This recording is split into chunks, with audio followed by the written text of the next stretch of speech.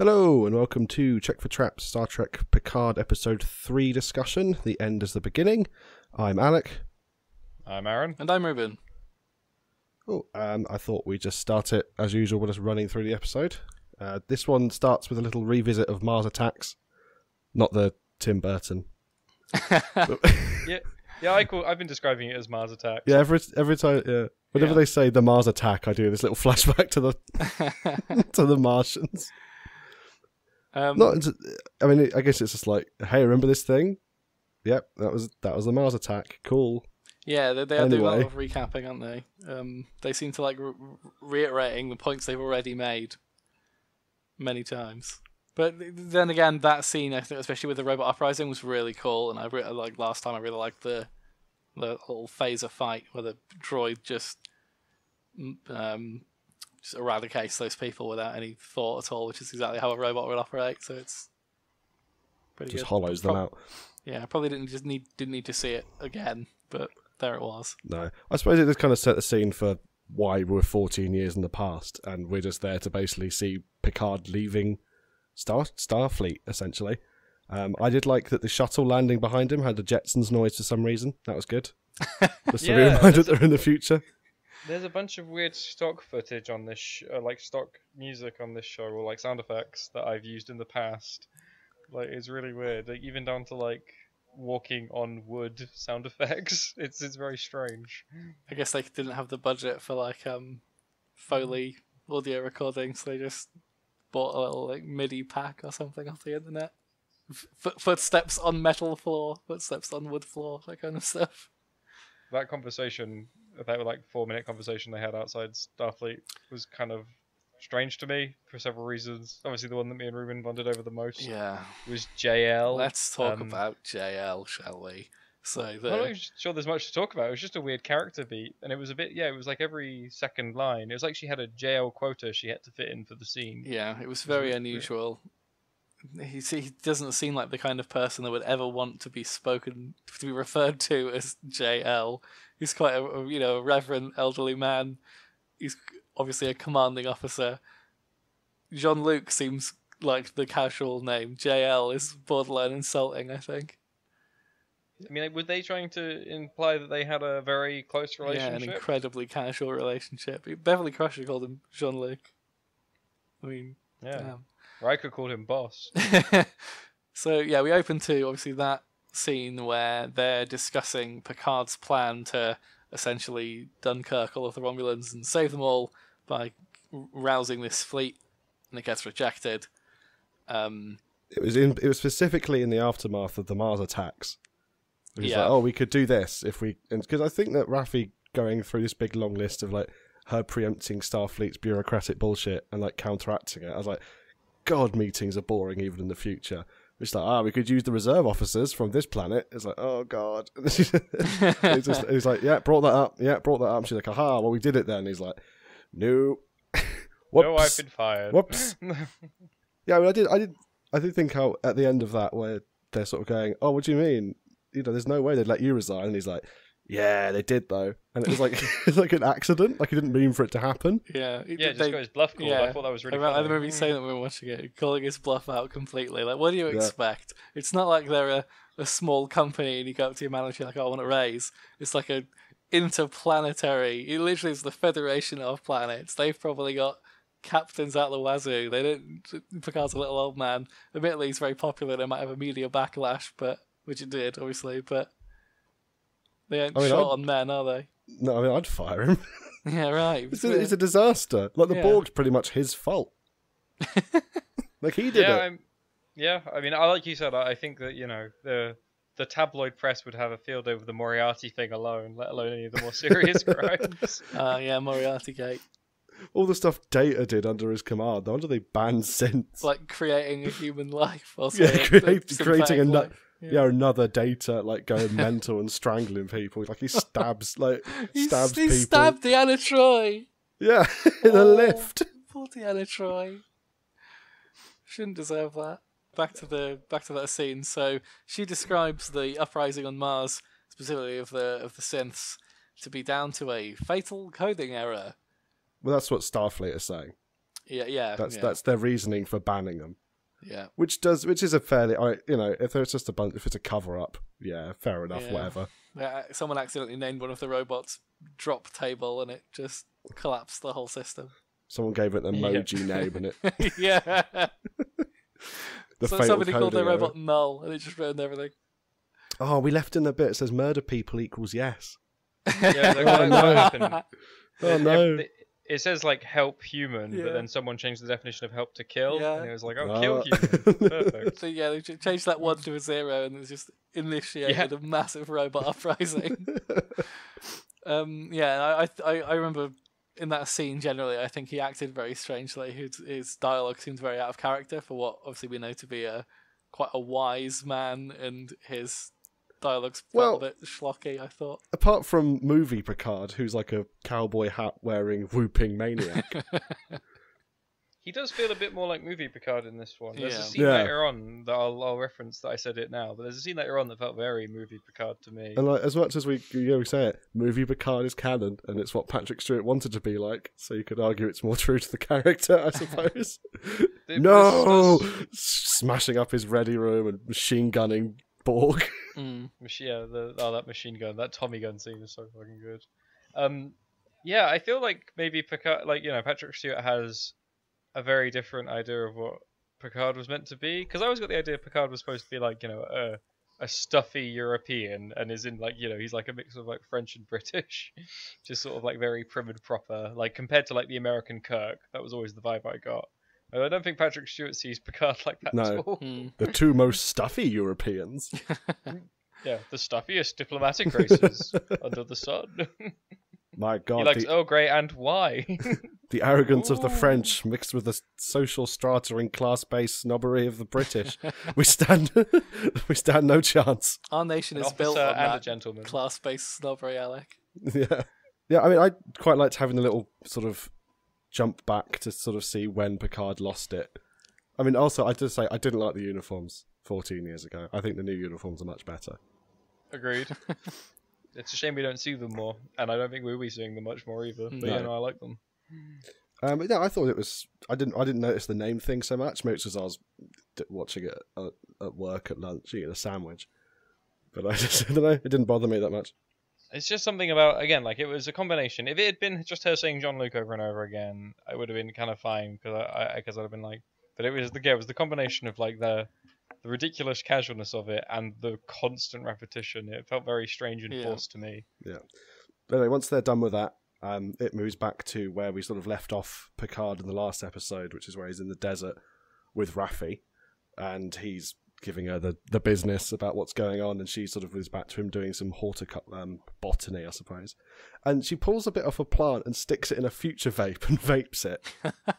I didn't notice that she fueled her vape with the space plants. Yeah, I think it's snake leaf. Now, I quite liked the future vape. I thought it was a nice little bit of like, because in all the other Star Treks, everyone's like, "Oh my God, smoking! How terrible!" Like even the Ferengi are like, "What a ridiculous thing to do!" Blah blah blah blah blah blah. And I quite like this idea of like sort of a lot of people ignore all that and just like, "Oh fuck, screw you! I'm going to vape. I'm going to vape my weird caravan leaf. Screw you." I kind of think that in the future they would have eliminated the risks. Yeah, I guess so. Like you could smoke a cigarette and it would just feel nice, and then it wouldn't have any negative effects whatsoever. Yeah. Well, I guess remember that thing would apply to wine as well, which we know she enjoys. So I think it's just trying to imply that she is a person of vices. Yeah, because they have synthahol, don't they? For the same reason, which obviously is replace the negative effects of alcohol. So I'm an ex-smoker. Alec, you smoke, right? Like there's on occasion. Yeah, so like. Yeah. If you could smoke and it has literally no penalties whatsoever, then maybe it wouldn't be so bad. That's the main argument against it, right? It's bad for you. And also, like Star Trek's always had, like, there's always been, like the Romulan ale thing. They've got they've got synthahol, but no one really drinks it. Like, a lot of the time, they'll be going, "Oh, I've got a bottle of the real booze. Let's go get messy and sing old whaling songs, like Saurian brandy." And there's, I mean, I know that. The original series doesn't quite match with sort of TNG onwards canon, but Scotty does spend an episode of TOS just drinking bottle after bottle of whiskey. He's trying to outdrink a god, isn't he? Yeah, and at one point in one episode gets so drunk he gets possessed by Jack the Ripper's ghost. So people are still on the intoxicants in the far future. I can't tell if you're joking. Is that really a plotline? Yeah, no, he's being deadly serious. My God. Jack the Ripper's a ghost or an alien or something, and he possesses Scotty and turns him into Scotty the Ripper. I've only seen the first episode of the original series. I've started watching it recently, and it is in. I mean, Sure for is real different. hard. If you really want to be hardcore, you should watch the animated series, where at one point they fight the devil. But oh wow! That's fine. Oh, I'm gonna have a field day with that one. That sounds In incredible. the aforementioned drinking contest one, upon beating the god/alien at the drinking contest, he hugs his bottle of whiskey and goes, "We did it, old friend," and lies down. It's a really lovely sounds moment. like a It's great fun. masterpiece. It's good. So yeah, I'm not so against the people. I've seen some people complaining that the Star Treks people have eliminated the need to use substances. I just don't think it's realistic. I think some of that's less realistic. I know it's a utopia, but you would surely by now you've eliminated popcorn lung or whatever. Yeah, I mean, think how our society is advanced. Well, I mean, in this country, people used to use snuff, and tobacco's been part of our human society for hundreds and hundreds and hundreds of years. We've just made it safer to use, right? And we don't know what she's vaping. Might be good for you. Yeah, might be lettuce. Very true. I think it's about the disconnect between like Federation ideals and what people actually do again, which is again something that seems to be, I wouldn't call it quite a theme, but something that consistently comes up in this show. I'd say you could get away with theme. It's very heavy.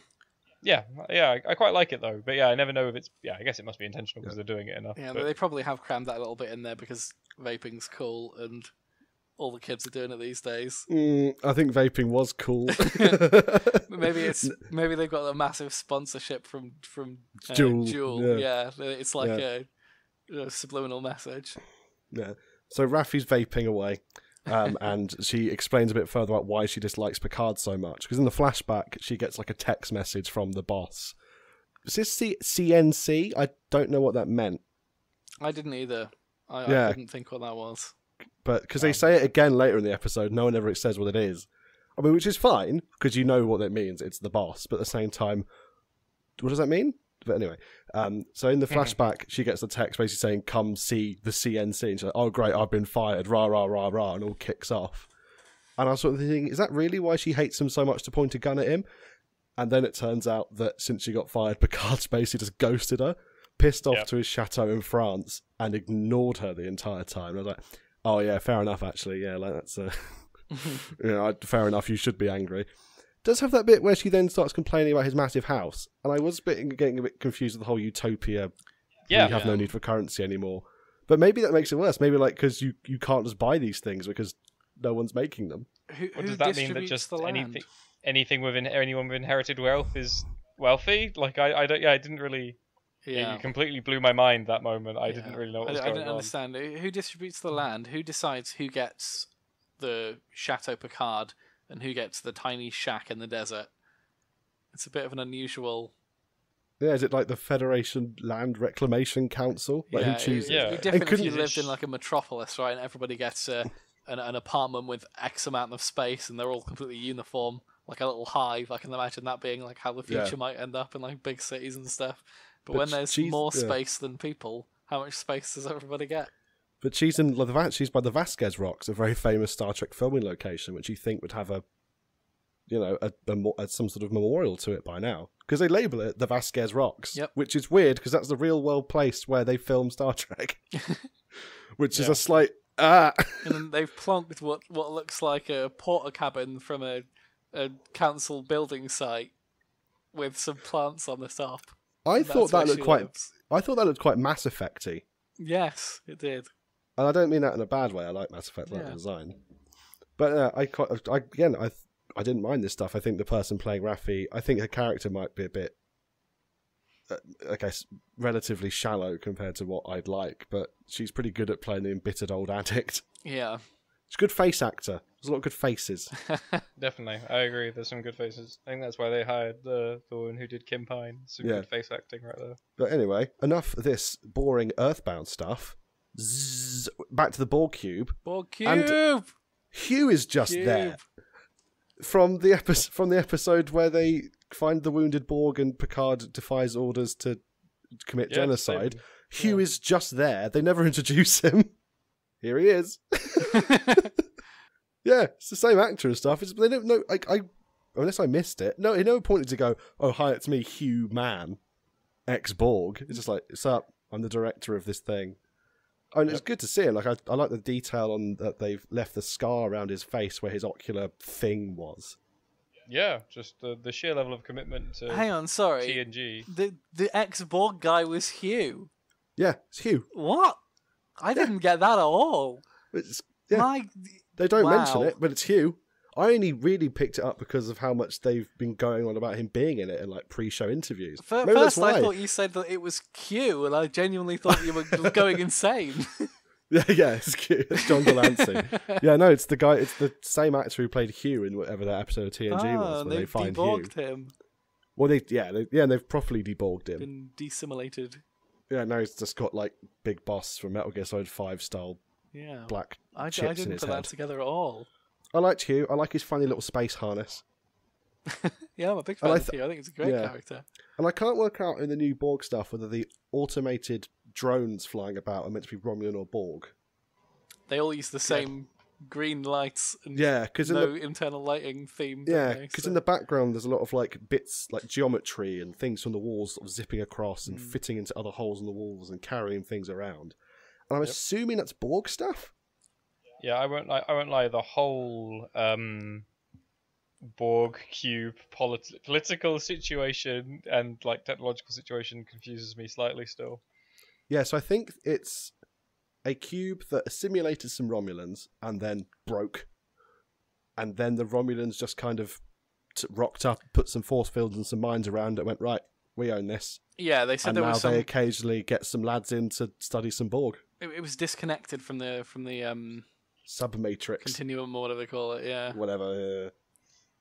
Yeah, so that they considered it to be like damaged, faulty. No, yeah, I know that bit, but like I said, just like in terms of like what is Romulan, what is not, who knows where this is, who's administering this. Yeah, like I know I know the Romulan Free State has something to do with this, but what is the Romulan Free State and things like that. And the thing with the little drones, I reckon that's just how Jeff Bezos gets his deliveries done in 2,400 and whatever. Amazon Cube. Yeah, the Amazon you can Cube. Get, I you wouldn't can be get surprised stuff at all delivered. if Amazon had a cube in space. That'll be it. That's how it's going to go. They're going to assimilate all of us. You heard it here first on Check for Traps. Yeah. They're the little drop that apparently everyone hates ex-Borg. Yeah, that was weird. But also they wouldn't call them ex-Borgs. They called them XBs. Which I guess is like what do you think about the XBs? Bees. Christ. I didn't like it. I would have. I think TNG would have called them ex-Borgs. Yeah. Well, they would have referred to them as their actual what race they were originally. No, but sometimes they don't know. Remember, which I think is fine because also like the relevant categorization is ex-Borgs, and that's fine because that's what they see them as. They don't see them as whatever race they were. I guess so. That doesn't bug me, but it was just XBs was so poppy, so paper thin. I think for me it even feels a bit dehumanizing to refer to them as being. If I used. I guess that's the point. That is the point, definitely. Okay. Because the idea is that they no longer see them as like because everyone's so scared of the Borgs. It's supposed to mirror the synth thing. It's supposed to be like they're humans who have lost their right to be humans in the same way that the synths are trying to gain the right to be humans. I think that's supposed to be the parallel. Yeah. When sense. Because he says something to Soji about speaking to the Nameless in their mother tongue, and she's speaking Romulan, which means that the ones that they're speaking to are Romulans, and they're not. The reason that she gets so angry at calling them Nameless is because we know that they're Romulans. It's just that the Romulans aren't accepting that that they are Romulan. They're like, no, they're not us anymore. There's something else. I see. So they believe they've been completely disconnected from their own humanity or Romulanity. Yeah, like part of they've been assimilated. Now they are no longer considered Romulan. They are whatever. Yeah, they are the Nameless, which I thought could have maybe had a little bit more. I guess the problem with having everyone basing all of your alien prosthetics around the forehead is that when they're all cut up and messed up, you can't tell what they are until someone points out what it is. Big drawback. Yeah, I agree. Maybe we're going to get a Nameless uprising. Maybe because she's obviously like keeping them all chummy. Maybe all the crazy Romulans that we see later on, or the Nameless, are all going to rise up. Yeah. So the Romulans are up to something sinister on the Borg cube. And no then surprises there. The only problem with doing this chronologically is this show cuts between locales very quickly, so this is inherently confusing, and I can only apologise. I've been watching it, watching it, I think it's fine because it sort of keeps you going along. You don't get too bored in each scene. But I think that sometimes trying to make notes is quite difficult because, like, oh, back to whatever. We're back to Raffi and Picard in the desert, in the hovel, desert hovel. And so Romulans are up to no good. Picard has seen Romulans up to no good. He thinks they're up to no good. He's gone around stomping around Starfleet headquarters saying it's no good. Now Raffi's going, I think the Romulans are up to no good. And Picard's like, oh, you're talking shit. You're talking bollocks. Ridiculous. Why would they do this? And Raffi is convinced the Romulans had something to do with the synth uprising. And Picard's like, oh, that's absolute nonsense. What the fuck are you talking about? Whereas an episode prior, he's going, the Romulans are here. The Romulans. Yeah. Give me a ship. There's Romulans. Yeah. Strange. I need a ship with a small crew because to stop the Romulans. To stop the Romulans. Picard, you crazy old bastard. My bus pass is expiring. I need a small crew. The Romulans have taken my bus pass. It's just because Raffi is a drunk, so he's just like, she doesn't know what she's talking about. But also the Romulans are coming. Yeah, a bit rich from a man that sells booze. Unless it's all like alcohol free, just as J2Os. Yeah, it's all synthahol. He goes around injecting all the grapes with synthahol. You won't taste nice at all. Number 1, eat this grape. But yeah, so Raffi lays out her reasons why she thinks that there's a thing, and she's clearly addicted and alcoholic and hates him. Yeah, but we'll find him a pilot anyway because she's a good officer.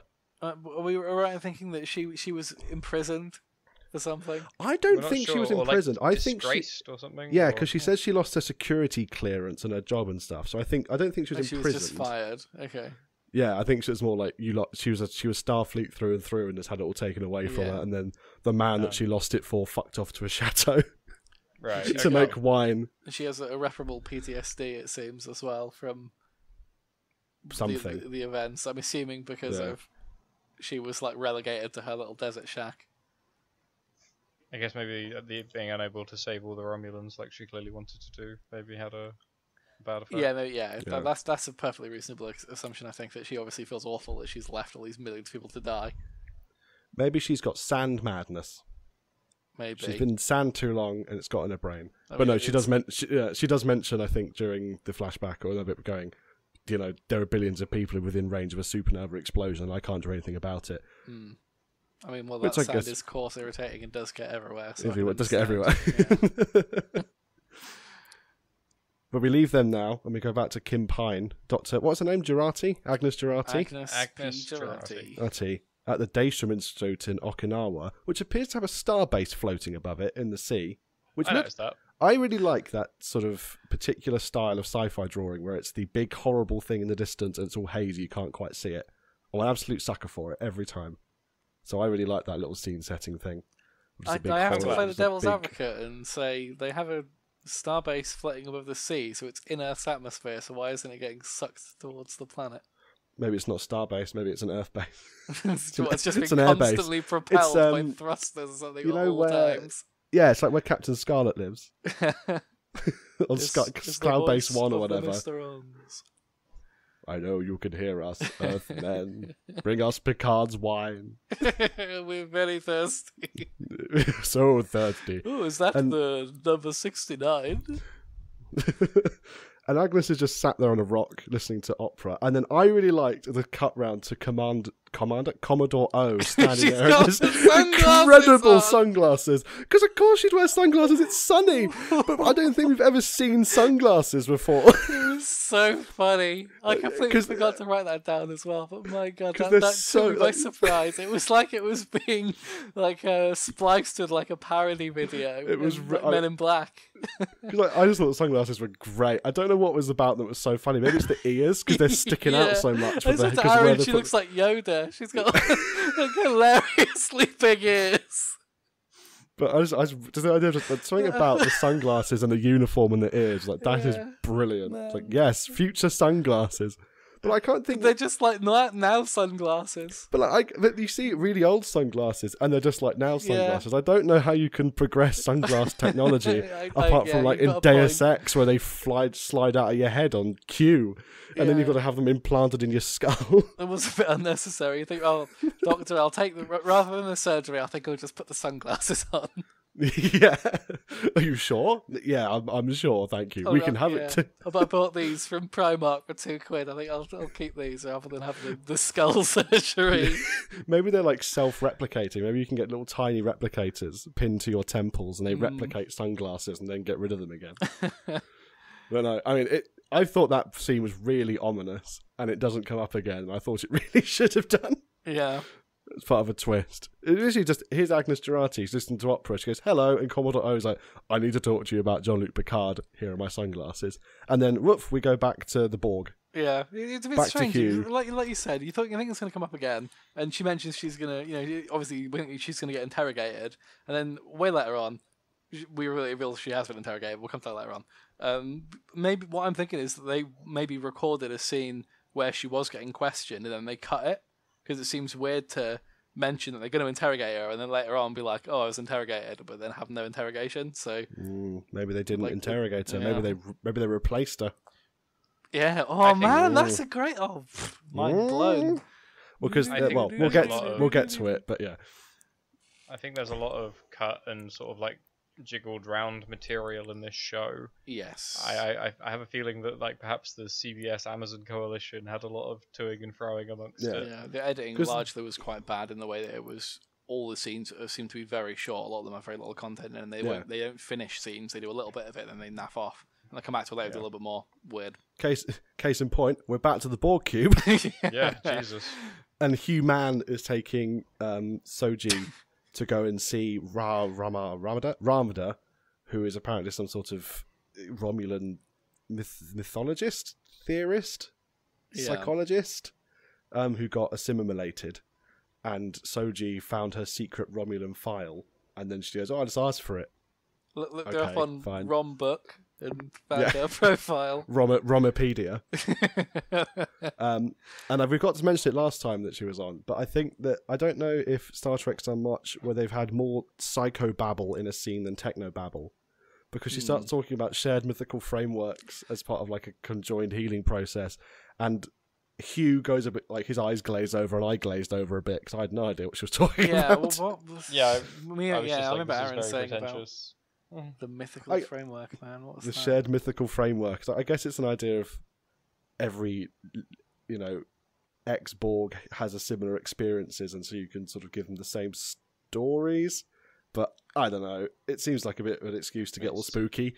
Well, it's just a different term for bonding, connecting, kinship, etc. But yeah, a shared mythical framework is the most pretentious way to word it. I guess if she's a fresh out, isn't it? If she's a fresh out of university grad student, she probably would still talk like that, which is fair enough. It felt very fresh out of university. Yeah. We get to see some more Ridgy Romulans, which is good. The security guard. And deep bridges. Yeah. Deep bridges. And Hugh Mann then sort of exposes himself as the director of the Institute, but everyone hates ex-Borgs. But the Romulans, who hate them most of all, make him as I didn't understand that. Fine, whatever. He takes us to a room full of what was the term you used? Disassimilated. Yeah, desimulated, I think. Desimulated Romulans. Now, he says this is all the assimilated Romulans that he knows of, right? Court of Q, bang, bang, bang, bang. Fair enough, he doesn't know about it, but we've seen assimilated Romulans before. There's one in an episode of Voyager. And it'll be very important a little bit later on, where he says, "Oh, we assimilated this ship and then the submatrix collapsed. Why didn't the submatrix collapse when they assimilated the other Romulan? Doesn't matter." retcon. It's interesting, yeah, I agree. I think there was a couple of maybe more will be revealed with that later. Yeah, I have a horrible feeling they're going to do something stupid with the Borg and the Romulans, and it's going to make me cross. It's going to make me annoyed. I think that's a fair premonition to have, given what we're witnessing. Because when she gets taken, so when Soji is taken into the cell full of the liberated Romulan drones, and all the Romulan ones have gone weird. I think they're telling you disordered, so they're like doing your standard crazy person stuff. Of like scribbling on walls and Rubik's Cubes and banging on the walls and going tarot cards. Yeah, typical. I'm crazy, which seems a bit obvious, but an equal and obvious way of showing it. And she meets Ramda, who just kind of talks shit at her for a bit. And then this conversation is only about a couple minutes long, but it's cut with so many other things. It takes ages. Yeah, this is what I was saying earlier. Like, I don't understand why they seem so dedicated on doing half a scene or a quarter of a scene, and then go to another scene, then a quarter of that scene, and then come back again. Like, finish what you started. It would flow so much better if you just got on with it. Because when we cut back to Raffi, and all it is just her on an iPad. Yeah, she gets on the bloody space Google, and there's some code flying around for some reason. And she goes to MySpace and free space. And Aaron, did you point out there was a Gorn egg was mentioned? Yeah, Gorn egg. I want more exploration of the Gorn egg. I hope it's very pivotal to the plot. Maybe it's going to turn out that the Gorn were the first race that became the Borg or something like that. Because if you took Borg backwards and remove the N and change it to a B. It's the bloody Grob.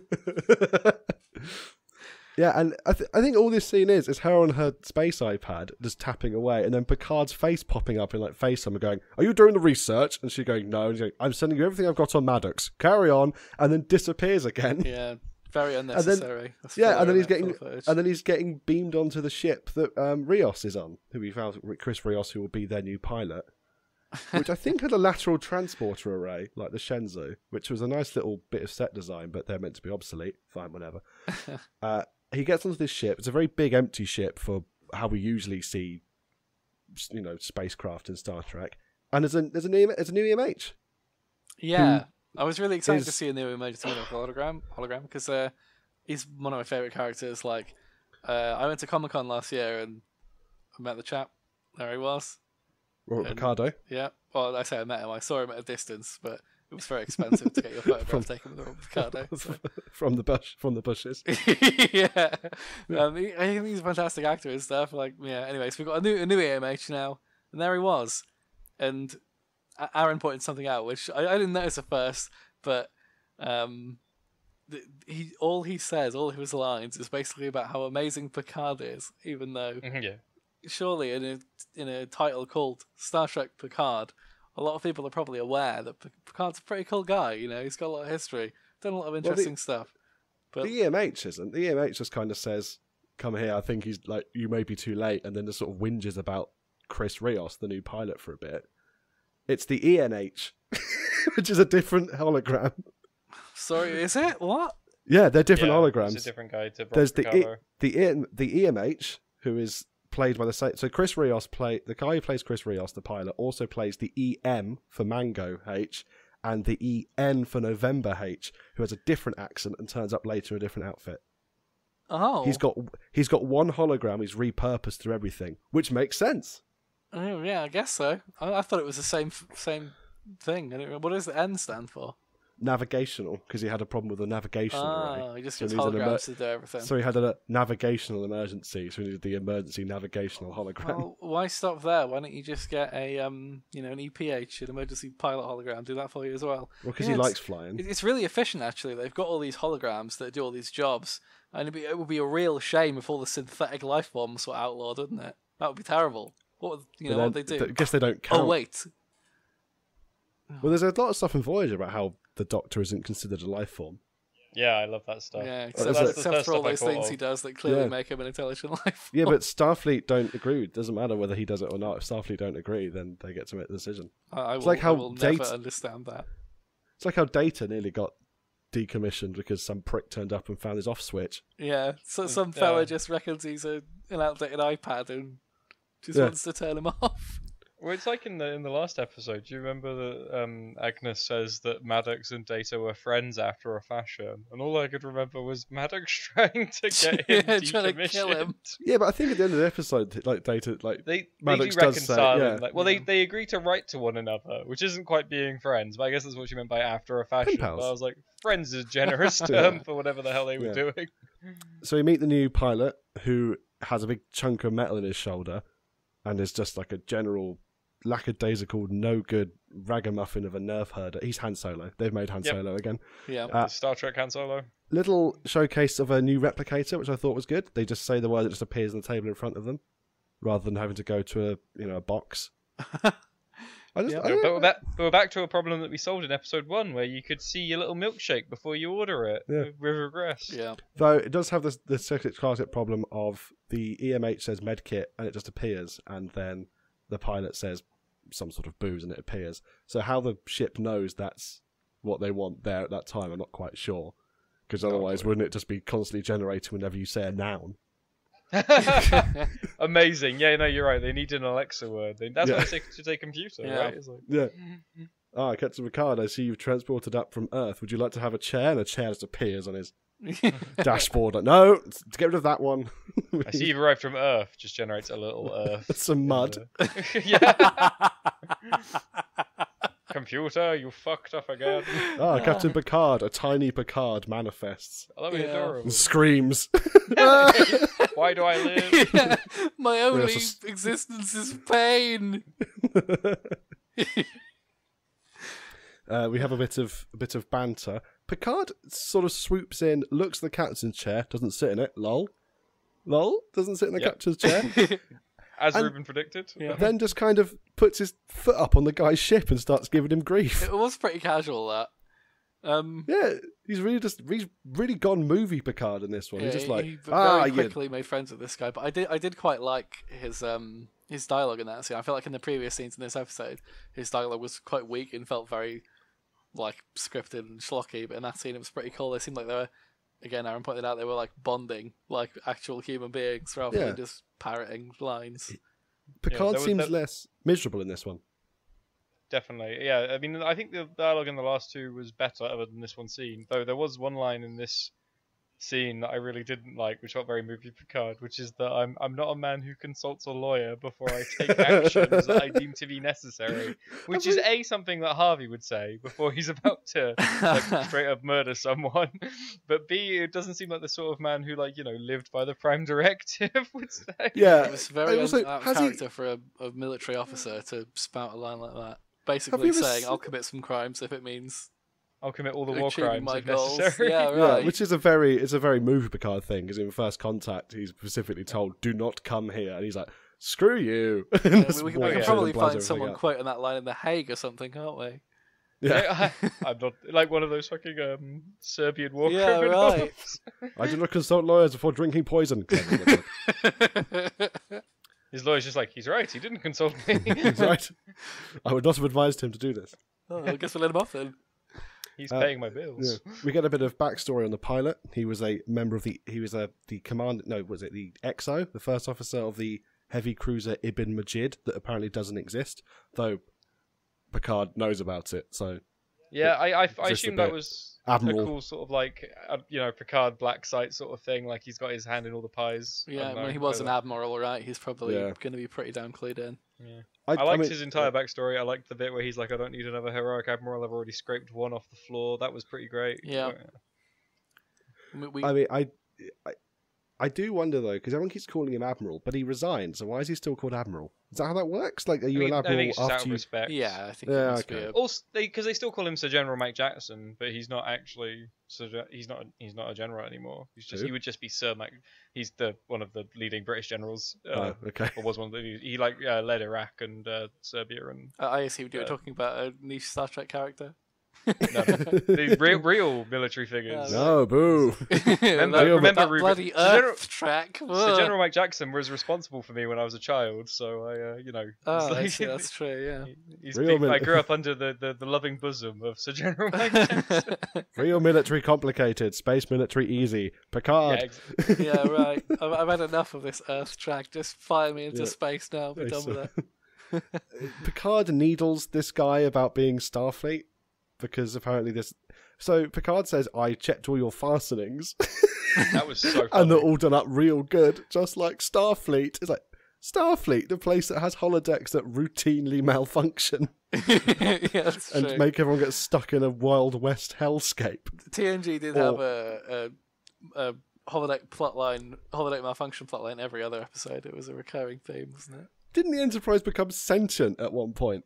Yeah, I'm pretty sure it did. It's like, yeah, all right. That seems really Starfleet. And then the guy starts smoking a cigar on the deck, which definitely isn't Starfleet. They definitely wouldn't have got away with that on the Enterprise. Definitely when he said wouldn't. you're Starfleet to the core, I liked the line. I liked what it was going for, but I was like, this guy has definitely drifted away slightly from the mission objective. I would say. I guess maybe Picard's idea is you're old Starfleet before they went racist. Cigar smoking for Starfleet. Well-known cigar smoking, drinking on duty, working on their own Starfleet. You know, Starfleet. But hey, the team got back together. I mean, the team is now together, which is exciting. They started coming on board. We've got the semblance of a crew, and this is something I really wanted to talk about as well. Is I really feel like this crew is essentially a clone of Firefly. I feel like they're ripping it off big time. Rios is Mal. He's the ex-military gunslinger type. Raffi is Zoe, so she's like the commanding, powerful woman. Agnes is Kaylee, who's like the shy one. Picard's, like a Shepherd what's Book Picard? type character, maybe. I don't know. It seems like they've built a very similar ragtag bunch of misfits in space. Off they go again on another adventure, living completely outside the law. Well, it's archetypes, isn't it? Yeah, I suppose so. We then go back to Raffi, who's just kind of minority reporting all over the place. Yep. I guess voice commands are out of vogue now. Yeah. Yeah. And then you see Gorn Egg, and she sort of finds an origin thing from... It does a thing where it zooms in on, like, space code, and it sort of goes, you'll know what this means, and I got to be honest, I didn't know what it means. No. It's an origin freehold, which I then guessed from this sort of flashing up advert of, like, rolling dice that, it's a casino planet or something. But it took me I had to rewatch it again. It's like, sorry, what was I meant to have taken away from that scene? Yeah, I went back to the screen bit, because I won't lie, all I really got from that was Gorn Egg. Gorn this Egg. time around. And I was pretty happy with Gorn Egg. I was like, that's a good takeaway from this scene. Yeah, more Gorn, man. Yeah. That'd be cool.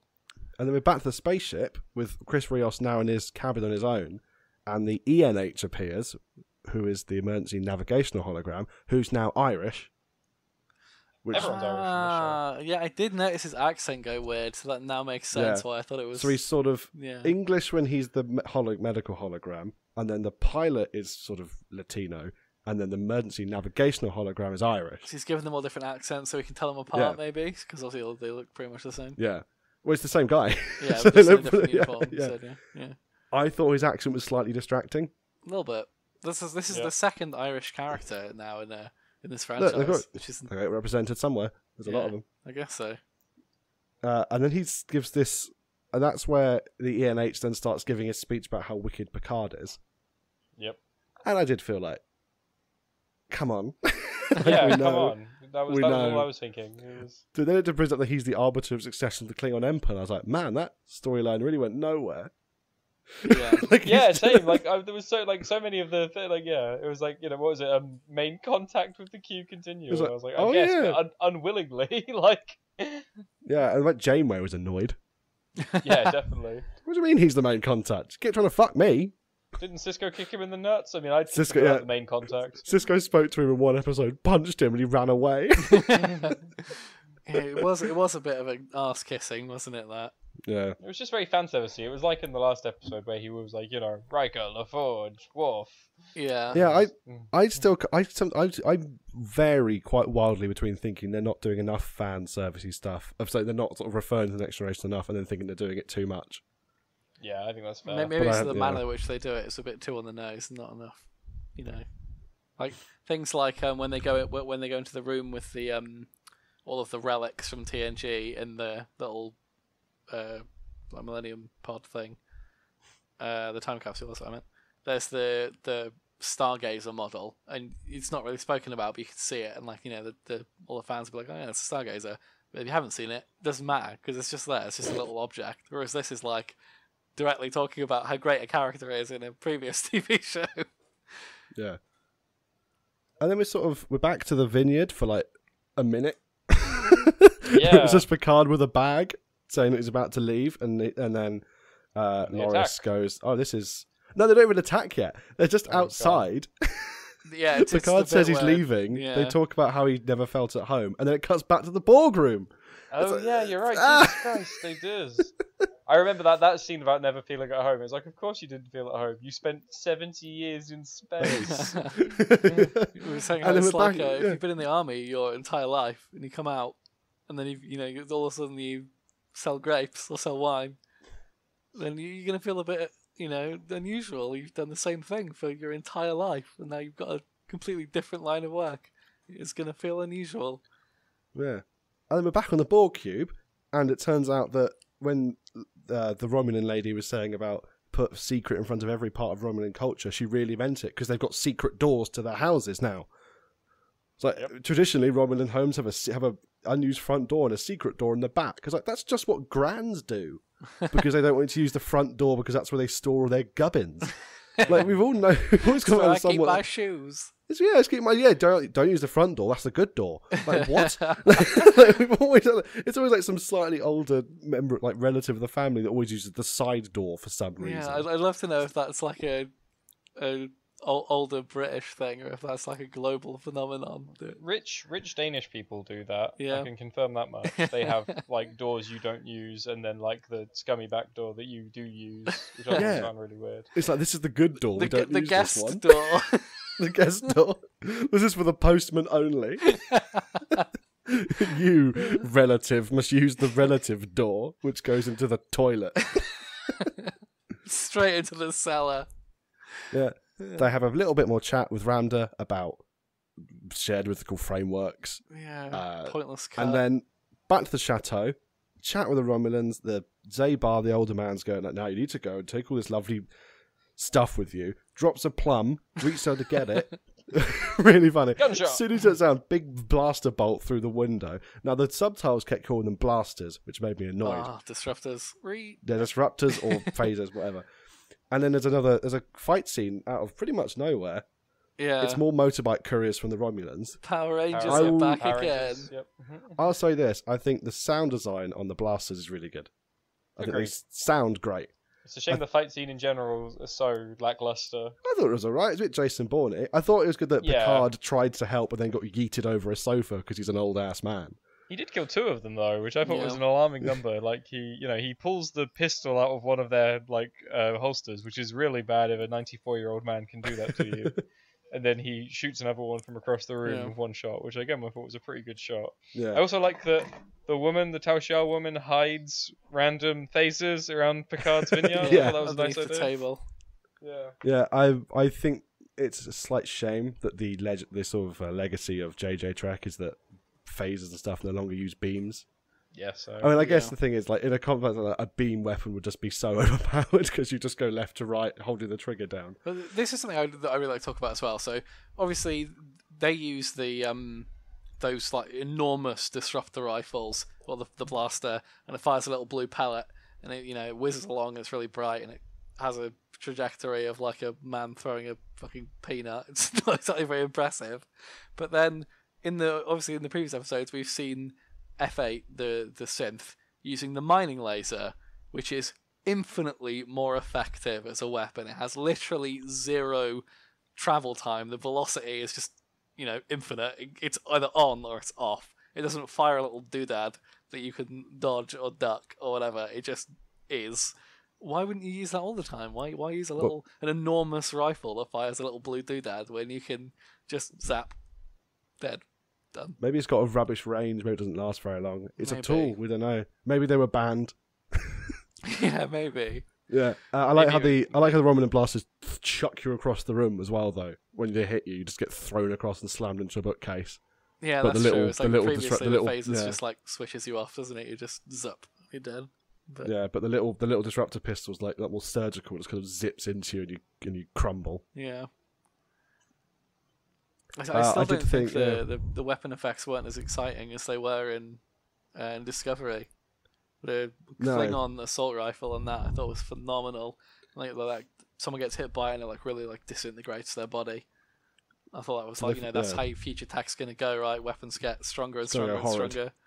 You want to stop your opponent the fastest way possible, and what better one than something that just eradicates them. So they Jason Bourne all the motorbike couriers from Equilibrium to death. Yeah. And then Kim Pine emerges with a gun for a second. So a Romulan guard comes in the door, points a gun, and goes, "Ugh!" And he gets shot in the back and falls over. I did think it was going to be Riker for a split second. Well, that would have been a way better entrance. I thought it was going to be anyone. Actually, I wasn't unhappy to see her. I quite like her as a character. Yeah. But it could have been.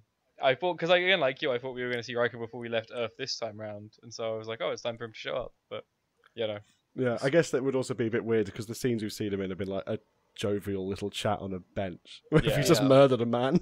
But Battle Riker would be so cool. Yeah, it would be a bit convenient timing, but then again, it was quite convenient timing anyway for her to show up exactly at that moment.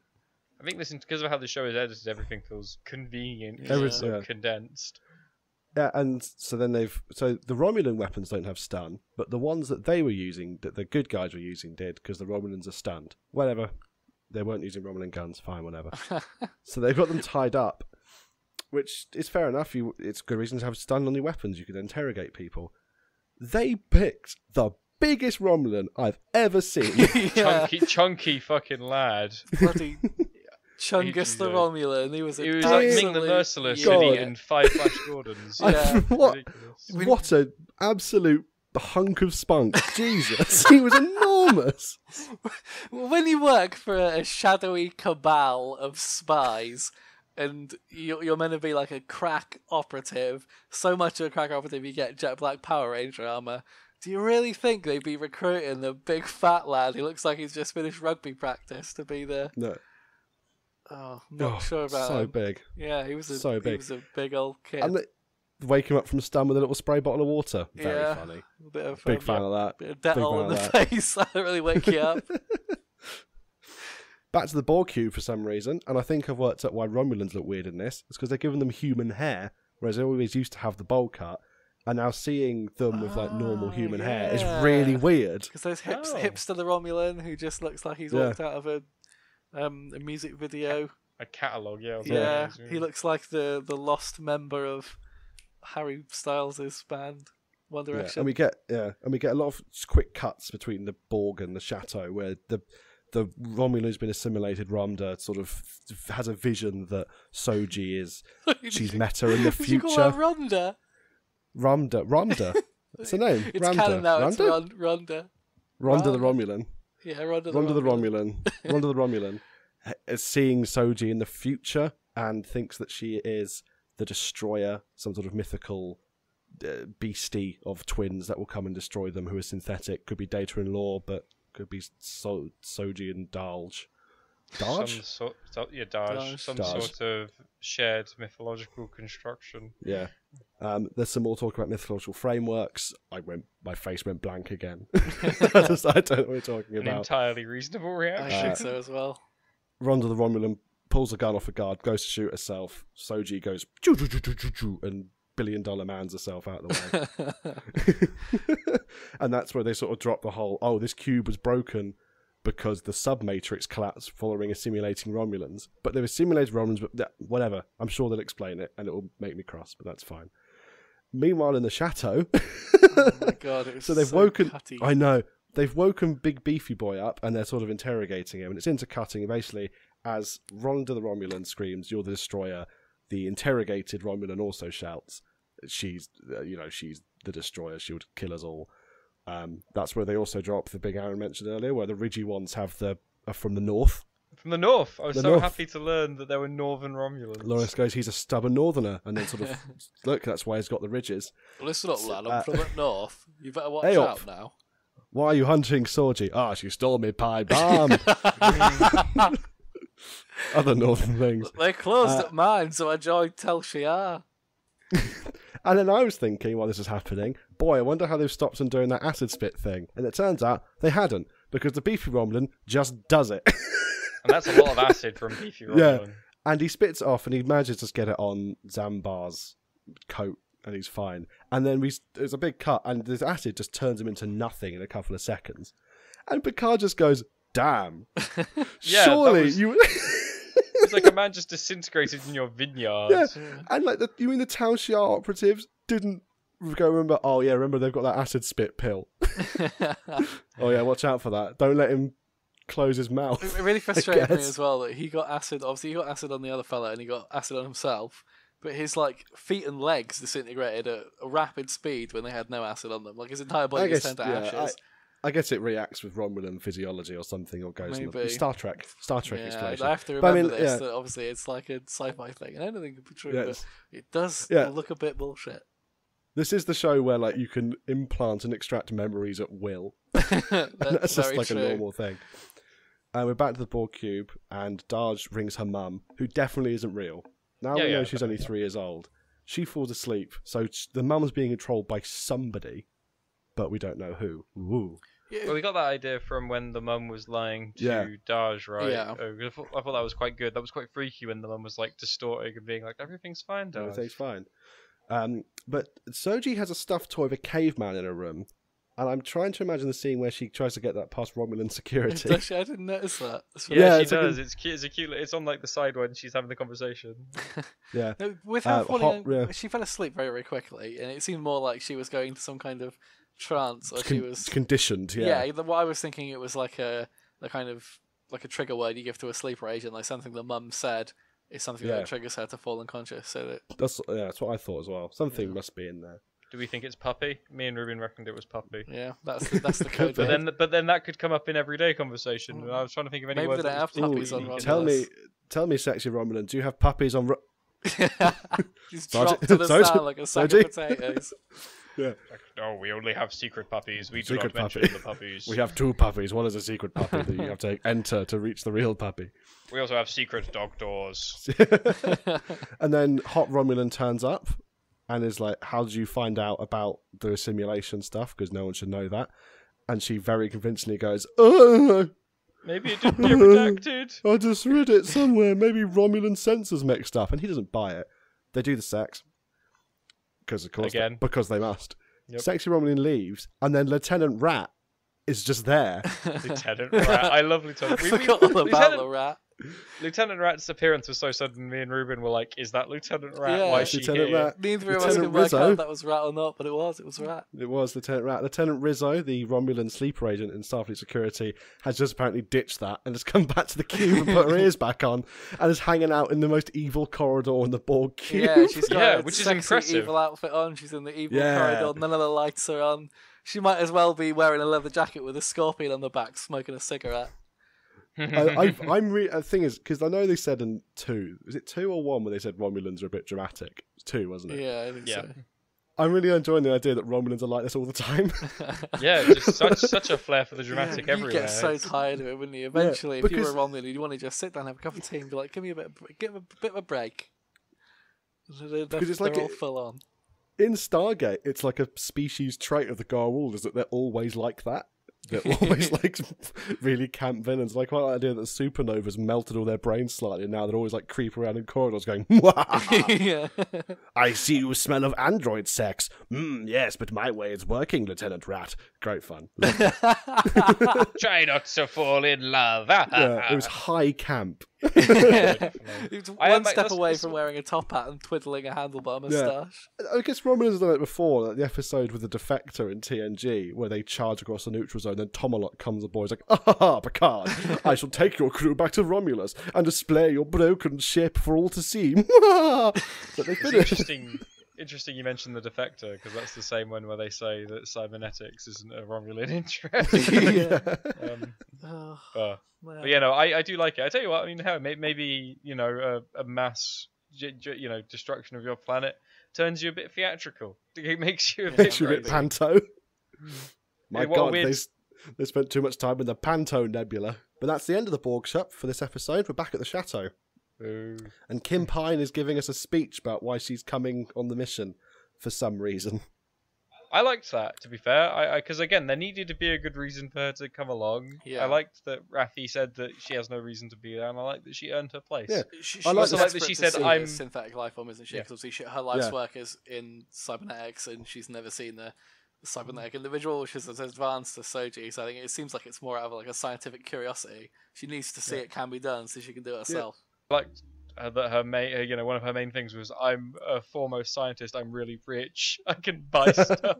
I thought that was really sweet. I like that she was bellowing all of this. It's vaguely in the direction of Picard's hand, where he's holding his communicator. Yeah. That's why everyone else was stood around, sort of looking a bit awkward.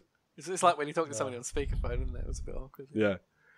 They get beamed up. Raffi's on the ship. Ooh, what a surprise. She's aggy about Jurati, sorry. Yeah.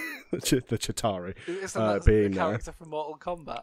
I think Chitauri is Chitauri is the baddies Marvel. from Marvel. Yeah, Yeah, it's the people who invade New York. I think brain is so Chitaro melted. is the guy with the 4 arms in Mortal Kombat. Raffi goes, I didn't even do a security check on her, which is why I think she's been replaced by a Romulan. Because the first time we see her, she was the Commander O, and then it cuts to her suddenly appearing with the Romulan Strike Force. And Raffi makes a big point about how she's not been clearanced. It's a good point. They did specifically mention that she hasn't had a CBS check, or whatever you call it. And I feel like the Romulans have controlled Geordie LaForge before. Okay, no, like that's with remote control. Yeah, there was a thing where they used his, they used the thing that he attaches his visor to like disguise the fact they fuck with his memories and stuff. Yeah, they'd like sleep ration, didn't they? Yeah, I actually really yeah, like he tried to kill some Klingon, tried to kill a Klingon ambassador or something. Yeah, really cool. So we know they can do it. That's the kind of like Romulan trickery that we know and love as well. Like you said in the previous episodes, they're known for being sneaky beaky super spies, and that is exactly the kind of thing that they, encapsulates them. More of that. So please. Yeah, crew's all there, and then Picard does the thing. He does the thing. He does the thing. Who's gonna say the thing? Who wants to say the thing? Oh my god! Say the line, Bart. Aaron, you say the thing. Engage. Hey, Yeah! Just like I remember from my childhood and a couple of weeks ago. Yeah, exactly. Just like it was on Channel 4. Yeah. And then they zip off, and finally the show is starting. 3 episodes of prologue is too long. Yeah, I really think this episode is going to be where it kicks into full throttle. Warp 9, has to. Let's go. The fact that they had a holographic interface where he did the cool handy forward thing, like kapow, that is where the show starts. Please, God. Yeah, when they zoomed off. I said this to Ruben. We were about halfway through, and I said, Ruben, I don't think we're getting off the planet this episode. And I was so happy that even though it came right at the end, that it happened, and that like we're going to start next episode. I bet you we're going to start next episode in a flashback on Earth, but even still, we'll still be in space eventually. We'll be in space eventually. Yeah, I mean, did you like the episode? Yeah, I did. I feel like it's going uphill. Yeah, not much happened, but it was still good. There was good dialogue, and there was good dialogue outside of just Picard as well this time, which I thought was sorely needed. Yeah, I mean, I liked Raffi. I thought that the pilot guy was a bit trite, but I enjoyed his scenes. I liked the emergency navigational hologram. Yep. Stupid as it was. Everything on his ship seems set up quite nicely. Like, I think it's going to be a good ship to be on, which is good because we're probably hopefully going to be spending most of the time there. Yeah. So. It really reminds me of the Rocinante from The Expanse, if any of you have seen that. Like, it's quite big on open on the inside. I've only just started watching it, but yeah, I got that vibe. Yeah. I think Rios seems like a good choice for someone to do all those different characters, because while his Irish accent is a bit weird, it's, he seems to be able to play 3 characters quite easily. Yeah. I know he's an actor, he should be able to, but... No, yeah, but it's still a challenge, especially because if you do it wrong, then it comes across as really tacky and lame. You can't let the characters bleed into one another, can you? So it must be quite difficult to do that. And because while I have complained about the cuts, while watching it, because I watched it a couple of times, I only really noticed it when I was properly concentrating for my set and bits to make the notes. When I was watching it over lunch, it was a zipping back and forth so long I didn't have enough time to get bored in a scene. Because we're back to this now. Oh, we're back to this now. See, I got quite frustrated because of that. I was like, because again, like I think Ruben will agree. Like, I was getting into a scene and then I was gone. I was like, okay, brilliant. Like, yeah, I think I prefer them to be longer. I think I would side on the your side of I wish they wouldn't do it so much. It just seems very antithetical to how Star Trek used to be shot. Like, I remember, I know again, this is the episode of The Extreme. Do you remember in like TOS and TNG where it's just like, there'll be like a minute or two of just a guy walking, or like people walking across planets and stuff? Yeah. You watch some of the old stuff where like they're in the engine room, it's like firing phasers. Ready to fire phaser 1. Yeah. Fire phaser 1. True. Phaser 1 fired. And it's just three dudes. It's just three dudes stood around a cardboard box. Yeah, their shields have been dropped to 96%. We've only got to do that a doodle more times.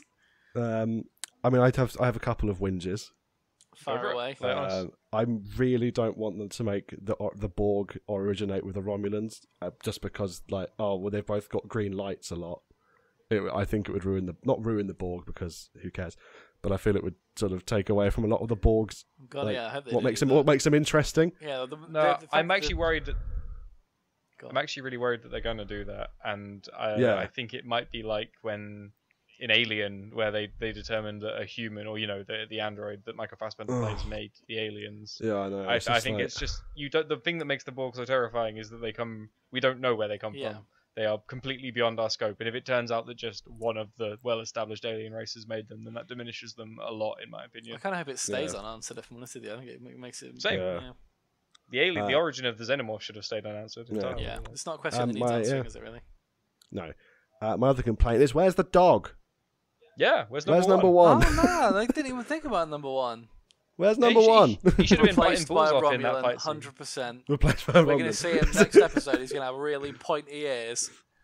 It's going to be hot Romulan. Pointy ears, yeah. He's going to be hot. Yeah, he's going to have like a little spook-duck haircut. A little leather outfit on. He's going to have like shifty eyes. Little leather dog side to side. booties. Is this going to be a hot Romulan guy in like a dog suit? Like you see Wilfred? Picard's just patting him on the head thinking nothing's changed. Yeah.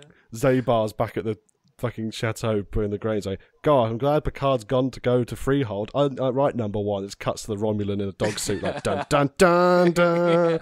It's like, whoa. Ricketts row. Yeah. Engage. Yeah, no, I hope he appears on the ship and everyone's like, oh, thank God number one's here. It doesn't question man. Ship dog, that'd be great. Raffi's just like, I need to do a security check. Yeah. Turns up in a little ship like Nibbler in Futurama. Yes. Oh man, that'd be great. So, did you have a favourite moment or Trek moment? Because I certainly did. I mean, obviously, I guess the moment I most reacted to was Engage, but that's cheap, so I'm not gonna include that. I really enjoyed Rios and Picard talking after they'd got the lawyer bit out the way. I quite it just felt like two people actually talking, and a character who's not Picard engaging in something beyond quips. So that was really good. And also, like I said, I liked Durate's speech about how she should come along. I thought that was really cute.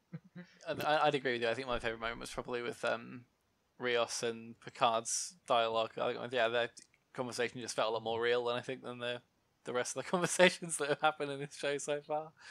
Mine was probably waking up the Romulan with a spray bottle of water. Yeah. Chunk Romulan was MVP of the episode. That's just not a lie. Wakey, dickhead! Why not just slap him? We had to go away, find the spray bottle for the houseplants, and bring it back. You just imagine her. She's like using her fancy, big posh Arga kitchen people taps and filling up the little bottle and kneeling down and then spraying him right in the face. It'd be more humane. Just give him a little jiggle. Does this work on stunt settings? Yeah, it's fine. Are you sure? This isn't the acid spit bottle, is it? No. It's fine. Yeah, this is the kill bottle. Where's the stun bottle? I've really come around to the Tal Shiar housekeepers as well. I think that they're much more interesting than they were originally. Yeah, I mean, Zabar. See them again. Obviously, if the future episodes are going to be them in space, maybe that'll just be the end of their. Maybe we won't see them again until the end of it again. Like Zabar doing a pat lunch was sweet. Yeah. Like here's your plum. Whoops. I've got some Roquefort. Yeah, I think. I think you've done that good justice. I think it's a strange episode. You could really tell it was the last one before the show began in earnest because it was just got to wrap everything up. The copy I've seen, from CBS All Access, sigh. They had. It had a little next time thing at the end. So next time we're clued in for ninjas. They were definitely the Romulan ninjas. Chinese themed Romulan ninjas. Yeah, they look kind of like Three Kingdoms style China, but they're Romulans. And there was a space battle. Green lasers were fired. So I'm assuming that's a Romulan fire thing. Well, I'm excited for episode 4. Did it give you the title? No, it did not. I didn't think. Well, shame. Well, no, that sounds like good fun. Well, yeah, overall, good episode. Yeah. Episode 4, Romulan Space Ninjas. I'm very excited. So. Romance of the 3 Romulans. Yeah, no, I'm well up to see wherever they go. It'd be funny if they, before he says engage, and they immediately get pulled over by like the Federation. Oh, do you reckon he's going to get Dr. Jurati is going to marry a Romulan, and he's going to go engage, and then they're going to get engaged. Oh, prediction right now: Raffi and Rios are going to become an item. Ooh. That's my prediction, because it's going to copy the Firefly. I see. ethos. You've already read the script to the season. Power Chick's going to shack up with the pilot. That's my prediction. Prediction: at some point, those metal boxes that Rios is very carefully stacking in the corner of the room are going to go flying across that spaceship and crack into something. He's going to be annoyed. He's going to be like, no, oh, so annoyed. Something I'm really looking forward to now that technology and the budget is obviously much higher than it was when TNG was done is people getting like blasted out of airlocks and sucked into space, and when a ship takes heavy damage, you see all the crew flying out into open space, because we got a little bit of that in some of the films. Obviously the budget was bigger, so I hope we see some like really interesting space combat. That'd be really cool. Yeah, no, agreed. I'd love some Discovery-esque space battles with Picard in them. I say esque, I want them smaller and more interesting. But... I mean, maybe a bit more visually legible than Discovery space battles. Yeah, it was a bit of the Battle of the Binary Stars. Yeah, because I like Discovery, but sometimes I was like, "What's actually happening? It's what's going on?" A big old light show, wasn't it? I think that's the Enterprise. Oh no, that's a Klingon cleave ship. What is happening? Yeah, It was like being in the Christmas Island of Wilco's, wasn't it? It was just lights. Cool. I think that's enough. Yeah. I'm happy we've done it justice. I think so. Thank you everyone for tuning in. Thank you for the ridiculous response to episode 2. Yeah, thanks to the guy that thought it was a stream of episode 2 and is really angry that it's just 3 people talking. We're sorry that we misled you. We hope you got 10 minutes in before you realised it wasn't episode 2.